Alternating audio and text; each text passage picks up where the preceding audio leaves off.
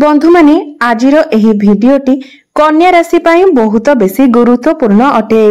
आजिर एही भिडियो रे आमे माने जानिबा कन्या राशि 2024 सेप्टेम्बर मासटी किपरि रहिबो। कन्या राशि मासिक राशिफल उपरे आलोचना करिबा। कन्या राशि व्यक्ति विशेष मानक पाई सेप्टेम्बर मासटी किपरि रहिबो संपूर्ण भाबरे आमे सेही विषय रे आलोचना करिबा। कन्या राशि व्यक्ति विशेष मानकर स्वास्थ्य, शिक्षा, प्रेम, वैवाहिक जीवन, भाग्य, क्यारियर एवं व्यापार वाणिज्यर स्थिति किपरि रहिबो एही सेप्टेम्बर मासरे से विषय रे विस्तार रूप रे आलोचना करिबा। नवग्रहंकर स्थिति मध्य देखिबा। नवग्रह केउ प्रकार फल देबारे सक्षम हेबे। शेषरे अशुभत्व प्रदान करुथिबा ग्रह मानक पई किछि विशेष प्रतिकार विषय रे मध्य जानिबा। सेथिपई भिडियोटी को स्किप न करी शेष पर्यंत निश्चय देखंतु। तेबे आसंतु आरंभ करिबा एही कार्यक्रमटी को जहाकी जन्म राशि एवं चंद्र राशि उपरे आधारित अटे। सेप्टेम्बर मास आरंभ रे कन्या राशि रे नवग्रहंकर स्थिति किपरि रहिबो से विषय रे सर्वप्रथम जानिबा। तेबे एहा पूर्वरु जदि आपणकर कन्या राशि होई थाए तेबे भिडियोटी को लाइक करी चैनल टी को सब्सक्राइब करि दियंतु एवं कमेंट बॉक्स रे जय श्री जगन्नाथ निश्चय लिखंतु। तेबे बंधु माने राशि चक्रर षष्ठ राशि हेउछि कन्या राशि। तो सेप्टेम्बर मास आरंभ रे आपणक कुंडलीर प्रथम भाबरे अछंती शुक्रंक सहित केतु, षष्ठ भाबरे अछंती शनि, सप्तम भाबरे अछंती राहु, नवम स्थान रे अछंती गुरु, दशम स्थान रे अछंती मंगल एवं आपणकर द्वादश भाबरे अछंती सूर्य एवं बुध। तेबे आसंतु सर्वप्रथमे जानिनेबा आपणकर स्वास्थ्य किपरि रहिबो एही सेप्टेम्बर मासरे। बंधु माने कुंडलीर प्रथम भावटी होइथाय आपणकर स्वास्थ्यर भाव, आपणकर इम्यूनिटी सिस्टम रो भाव एवं आपणकर प्रथम भावर स्वामी हेउछंती बुध एवं बुध आपणकर द्वादश भावरे सूर्यंक सहित विराजमान अछंती एवं 23 सेप्टेम्बर को बुध आपणकर प्रथम भाव को चलन करिवे। जे पर्यंत बुध आपणकर द्वादश भावरे अछंती अर्थात 23 सेप्टेम्बर पर्यंत आपणको निजर स्वास्थ्य प्रति ध्यान देबार अछि। कारण द्वादश भावटी को कुंडली रे भलो बोली विचार करा जाय न थाए। द्वादश भावटी होई थाए आपणकर हॉस्पिटल भाव, खर्चर भाव। जेतेबेले भी आपणकर राशि स्वामी षष्ठ, अष्टम एवं द्वादश भावरे थांती सेतेबेले आपणकर स्वास्थ्य जनित समस्या आसी थाए। स्वास्थ्य को नै आपणकर खर्च बढ़ी थाए, आपणकर इम्यूनिटी सिस्टम डाउन होई थाए। तो 23 सेप्टेम्बर पर्यंत बुध आपणकर द्वादश भावरे रहिबे। से पर्यंत आपण निजर स्वास्थ्य उपरे विशेष ध्यान दियंतु। शुक्र भी आपणकर नीच स्थिति रे अछंती, केतु मध्य आपणकर प्रथम भावरे अछंती। तो सेथिपई आपण बेले बेले निजको नै कि डिसैटिस्फैक्शन होई पारंती। सब किछि ठीक थिले भी आपणक मन भीतर तेबे एसबु को आपणको कंट्रोल करबा को हेबो। एहा पई आमे किछि विशेष प्रतिकार मध्य वीडियो शेष रे जानिबा। एबे आसंतु जानिबा आपणकर शिक्षा क्षेत्र किपरि रहिबो एही सेप्टेम्बर 2024 रे विद्यार्थी मानक पई किपरि रहिबो एही सेप्टेम्बर मासटी। तो बंधु माने कुंडलीर पंचम भावटी होइथाय आपणकर शिक्षार भाव एवं आपणकर पंचम भावर अधिपति हेउछंती शनि एवं शनि आपणकर षष्ठ भावरे विराजमान अछंती एवं से निजर स्वराशि रे बक्री अवस्था रे अछंती, जहाकी 14 नवेम्बर पर्यंत शनि बक्री अवस्था रे रहिबे एवं आपणकु से पर्यंत से पंचम भावर फल मध्य प्रदान करिवे, जहा फल रे पाठ पढ़ार स्थिति आपणकर बहुत भल रहिबो। मात्र बुध आपणकर द्वादश भावरे अछंती, जहा फल रे आपणकर बुद्धिमत्ता आपणकर मेंटालिटी टिके वीक रहिबो। एहा परे भी आपणकर पाठ पढ़ार स्थिति भल रहिबो, कारण शनि बक्री होई आपणको पंचम भावर फल प्रदान करिवे। आपणकर मन अल्प किछि डाइवर्ट होई पारे। एहा परे भी जदि आपणकर कोनोसी एग्जाम अछि तो सेथिरे आपणको शुभ फल प्राप्ति हेबो। जदि एही मासरे आपण कोनोसी एडमिशन नेबा पई चाहुछंती किंबा पाठ पढ़ा को नै कोनोसी डिसिजन नेबा पई चाहुछंती तो एही मासटी आपणको पई बहुत भल रहिबो। विशेष करी 23-24 सेप्टेम्बर परे आपणको पई समय आहुरी अधिक शुभ रहिबो। एबे आसंतु जानिबा आपणकर प्रेम जीवन किपरि रहिबो एही सेप्टेम्बर 2024 रे। तो बंधु माने कुंडलीर पंचम भावटी आपणकर शिक्षार भाव हेबा सहित पंचम भावटी मध्य होइथाय आपणकर प्रेम जीवनर भाव, आपणकर संतानर भाव एवं आपणकर पंचम भावर अधिपति हेउछन्ति शनि, जे कि आपणकर षष्ठ भावरे विराजमान अछन्ति एवं शुक्र मध्य आपणकर प्रथम भावरे नीच अवस्थारे अछन्ति। शुक्र केतुंक सहित आपणकर प्रथम भावरे नीच स्थिति रे अछन्ति। मंगलंकर दृष्टि मध्य आपणकर प्रथम भाव उपरे रहुछि। तो आपण निजर क्रोध उपरे नियंत्रण रक्षा करंतु। मंगलंकर दृष्टि आपणकर प्रथम भाव उपरे रहुथिबा हेतु आपणक मध्यरे क्रोध आसीबो। हठात करे आपण काहा मुहरे किछि कहि देई पारंती एवं आपण एपरि भाषार व्यवहार करि पारंती जहा आपणकर सामना वालांको बहुत कष्ट देई पारे। सामना वाला आपणको उपरे रागी जाई पारे, कारण मंगलंकर दृष्टि आपणकर प्रथम भाव उपरे रहुछि।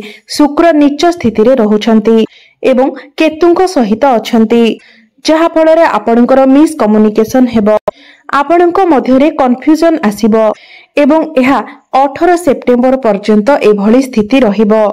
तो 18 सेप्टेम्बर पूर्वरु आपण एही सब कथा प्रति विशेष ध्यान देबार अछि, कारण एसबु जिनिस आपणकर प्रेम जीवन उपरे प्रभाव पकाई पारे। मात्र 18 सेप्टेम्बर परे एसबु स्थिति ठीक होई जिवो। जेतेबेले शुक्र आपणकर द्वितीय भावको चलन करिवे सेतेबेले आपणकर बाणी रे मधुरता आसीबो। आपणकर बाणी द्वारा लोक माने आपणक प्रति आकर्षित हेबे। आपण मुहरे किछि कहिबा पूर्वरु आपणक आखि कथा कहिबो एवं ताहा द्वारा मध्य लोक आपणक आडको आकर्षित हेबे। तो 18 सेप्टेम्बर परे एसबु परिस्थिति ठीक होई जिवो, आपणक पई भलो समय आसीबो। एबे आसंतु जानिबा आपणकर वैवाहिक जीवन किपरि रहिबो एही सेप्टेम्बर 2024 रे। तो बंधु माने कुंडलीर सप्तम भावटी होइथाय आपणकर वैवाहिक जीवनर भाव, आपणक जीवन साथीर भाव एवं आपणकर सप्तम भावरे विराजमान अछंती राहु। 18 वर्ष परे राहु आपणकर सप्तम भावरे विराजमान अछंती। बहुत दिन धरी राहु आपणकर सप्तम भावरे अछंती एवं आगको मध्य अनेक समय पर्यंत राहु आपणकर सप्तम भावरे रहिबे। 1.5 वर्ष पर्यंत राहु आपणकर सप्तम भावरे रहिबे, कारण राहु प्रत्येक राशि रे 1.5 वर्ष धरी रहिथांती। राहु आपणकर सप्तम भावरे रही आपणकर वैवाहिक जीवन रे कन्फ्यूजन सृष्टि करूछंती। छोट छोट कथा को नेकी आपणक मध्यरे आर्गुमेंट हेबो। मात्र गुरु आपणकर नवम स्थान रे अछंती एवं गुरु संपूर्ण चेष्टा करूछंती आपणकर वैवाहिक जीवन को ठीक ठाक रखिबा पाई। मात्र जेहेतु राहु आपणकर सप्तम भावरे अछंती, गुरुंकर राशि रे अछंती, तो सेथिपय आपण निजर वैवाहिक जीवन उपरे ध्यान देबा उचित। राहु को पापी ग्रह बोली माना जाय थाए एवं से गुरुंकर राशि रे विराजमान अछंती, तो से आपणकर वैवाहिक जीवन रे निश्चित भावरे समस्या सृष्टि कराइबे। तो सेथिपय आपण जेते पारिबे निजर वैवाहिक जीवन उपरे ध्यान रखंतु। चेष्टा करंतु आपणक भितरे जेमिति कोनोसी प्रकारर मिसअंडरस्टैंडिंग न हुए, जुक्ति तर्क न हुए किंबा कोनोसी एपरि परिस्थिति सृष्टि न हुए जहा फଳରେ आपणकर संपर्क उपरे ताहार प्रभाव पड़िबो। एबे आसंतु जानिबा आपणकर भाग्य, क्यारियर एवं व्यापार वाणिज्यर स्थिति किपरि रहिबो एही सेप्टेम्बर 2024 रे। तो बंधु माने कुंडलीर नवम भावटी होइथाय आपणकर भाग्यर भाव एवं दशम भावटी होइथाय आपणकर क्यारियर भाव, कार्य क्षेत्रर भाव। तो बंधु माने आपणकर भाग्य स्थान रे विराजमान अछंती गुरु। तो एही मासरे आपणकर भाग्य बहुत भल रहिछि। मात्र सबुठारु अधिक भल रहुछि 18 सेप्टेम्बर परे, जेतेबेले शुक्र आपणकर द्वितीय भाव को चलन करिवे। कारण आपणकर भाग्य भावर अधिपति हेउछंती शुक्र एवं शुक्र आपणकर द्वितीय भाव को चलन करिवे एवं द्वितीय भावटी शुक्रंकर स्वराशि, जहा फଳରେ कि आपणकर भाग्य बहुत भल रहिबो। प्रत्येक कार्य रे आपनको आपणक भाग्यर साथ मिलिबो। भाग्य सहित जड़ित प्रत्येक कार्य रे आपनको सफलता मिलिबो। जदि आपण कोनोसी भी इन्वेस्टमेंट करूछंती, ट्रेडिंग करूछंती, कोनोसी जिनिस को नेकी डील करूछंती, सेथिरे आपनको भाग्यर साथ दरकार पड़ी थाए। तो जेतेबेले शुक्र निजर स्वराशि को प्रवेश करिवे सेतेबेले शुक्र आपणकर भाग्य को मजबूत बनाइबे। अर्थात 18 सेप्टेम्बर पर आपण कौनसी भी शुभ मांगलिक कार्य कौनसी भी पार्टनरशिप बिजनेस कौनसी कार्यर आरंभ करबा पई चाहुचंती तो 18 सेप्टेम्बर पर निश्चित भाव समय आपणक पई भल रहुछि सेतिरे आपणको निश्चित रूप से सफलता मिलिबो। एबे आसंतु जानिबा आपणकर क्यारियर किपरि रहिबो एही सेप्टेम्बर 2024 रे। तो बंधु माने कुंडलीर दशम भावटी होइथाय आपणकर क्यारियर भाव। आपणकर दशम भाव रे विराजमान अछंती मंगल एवं आपणकर दशम भावर अधिपति बुध आपणकर द्वादश भाव रे विराजमान अछंती। मंगल आपणकर दशम भाव रे अछंती जे कि आपणकर अष्टम एवं तृतीय भावर अधिपति अटंती। तो एही समय मंगल आपणकर कार्यभार को बढ़ाइबे आपणकर स्ट्रेस को बढ़ाइबे एवं एही समय आपण निज इच्छारे कार्य करबा को पसंद करिवे एवं एही समय जदि आपणको केही किछि कहंती ताको हिसाब रे काम करबा को कहंती तो एसबु आपणको आदौ भी पसंद आसीबो नाही। मंगल आपणकर दशम भाव रे रही आपणको तो एनर्जी प्रदान करिवे मात्र जेहेतु आपणकर दशम भावर अधिपति द्वादश भाव रे अछंती सेथिपय आपणकर स्ट्रेस मध्य बढ़िबो। एही समय आपण आर्गुमेंट रु बंचिबा को चेष्टा करंतु कहा सहित अजथा जुक्ति तर्क करंतु नाही कारण मंगलकर दृष्टि आपणकर प्रथम भाव उपरे रहुछि।